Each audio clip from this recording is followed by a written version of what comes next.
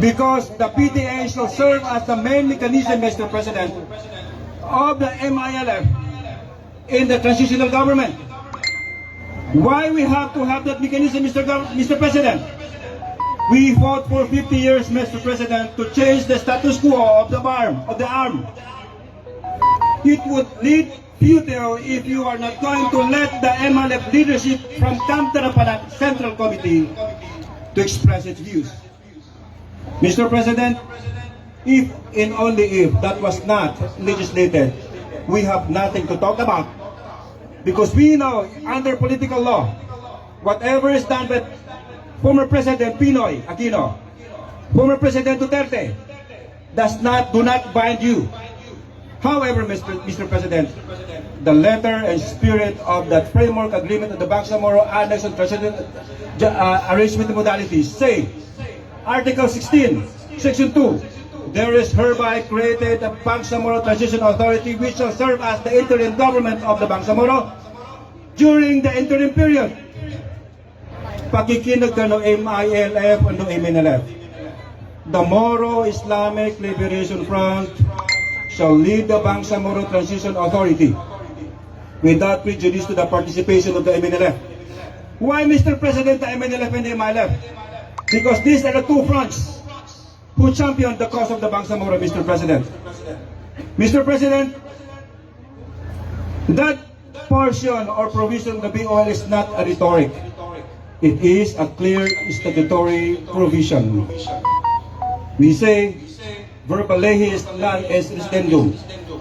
Once the law is clear, there shall be no departure from it. And look at what happened, Mr. President. The social unrest in the Bangsamoro, Mr. President. There is a massive rally instead of every one of us facing our economic activities, Mr. President. Because of the misadvice reached in appointing personalities not coming from the Central Committee endorsement.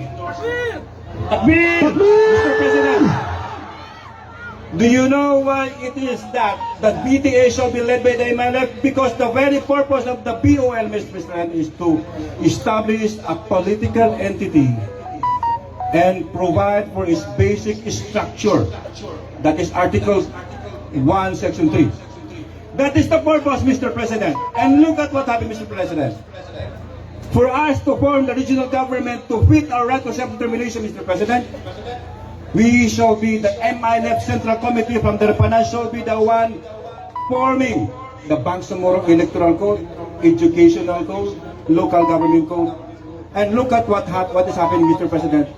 They changed the Bangsamoro Electoral Code enacted by the BTA, led by the MILF Darapanan Central Committee, to something else. Instead, that those for ulama, for women, for youth, for settlers, shall be reserved to them. Now everyone will be voting for all of them, subjecting our ulama into electioneering. Explain ko sa Maguindanao na memento. Mr. President, this call is not a mere rhetoric, Mr. President. We are not merely basing this call on the basis of the political arrangement under the CAB in the FAP, but it is duly legislated under 11054. Mga Lucas Pagalisya, natanong ba niya pagpetisyonan, this is not disrespect to the President, but we are just asking for whatever is due for us based on the framework agreement with the Bangsamoro and the BOL. Nagtalo sa BOL, sa CAP, inasisita ang mamuno sa BTA ay ang MILF Central Committee. There is no question that lamang na pag-asa ni mga MILF. Example pag ako ay inendorso ni Papa Kagi kay President Bongo Marcos Jr. bilang MP, am I representing the MILF Central Committee? Di ko na ako representing sa MILF Central Committee. I will be representing Papa Kagi. Lamo na kyugi mo, natubay kunutan ko sa baptis sa kanimindor sa laki. That is not the Central Committee leadership of the MILF we're talking about.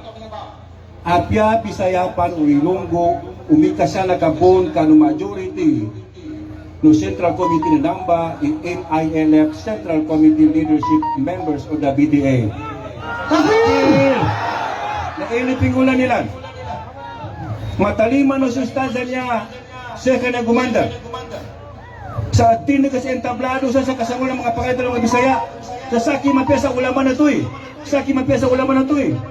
Niya ba epekto na kinasabi nila sa electoral code niya na sa mga ulama na apya sa mga Bisaya na makatalo. Sa mga babay na apya sa mga mama makatalo. Niya delikado siya. Upang makada siya kandidato na women. Niya nin agenda. Ang maya isundo sa kapunduaya.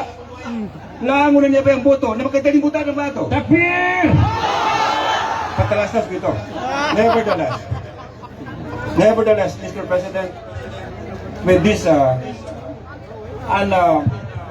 toward arrangement of BTA leadership now, there is this massive unrest now, Mr. President, and we have reached suspension, Mr. President. Sulango mga nang-suspend. Dakoy niya ba'y pagkatawa bityala ko? Suspended, on leave.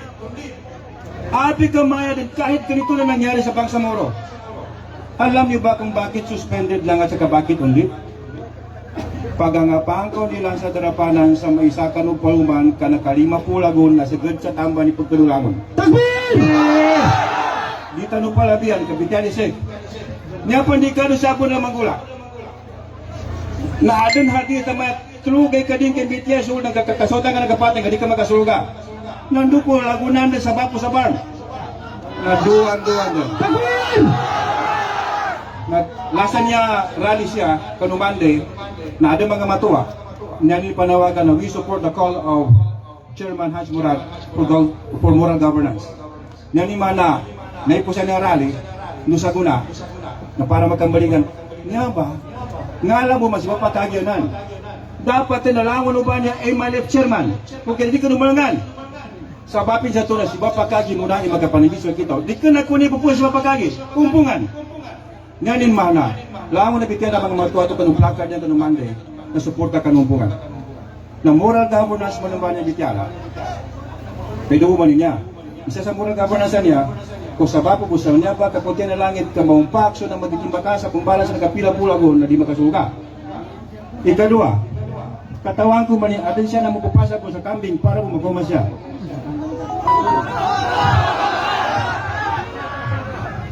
O kapong gobyerno ba niya ka-adin di makatunte sa kasasangan? Ako ni ko mano nasis nuno manugihan. Sakit ba niya magana ko namatay? Kung ano ba sa talimutan ko na masapako puntanan sa Moriaga. Niya ko ba niya bisyanan niya ba isungan na moral governance ba niya? Question. Pagsuportahan ng petisyon namin niya. Bangsamoro matutanaw! Kena UBGB, di kena ngensan. Umpungan, itong muli naman eh. Astagfirullah, imbabano, mali. Mali. Mag-isapan. Makin, malaki paniputaluan niya. Malipungat dari malipungat. Sabon taman. Assalamualaikum warahmatullahi wabarakatuh. Waalaikumsalam warahmatullahi wabarakatuh. Tumaso pa pagkayantan ng attorney. Attorney no Bangsamoro. Aba ninin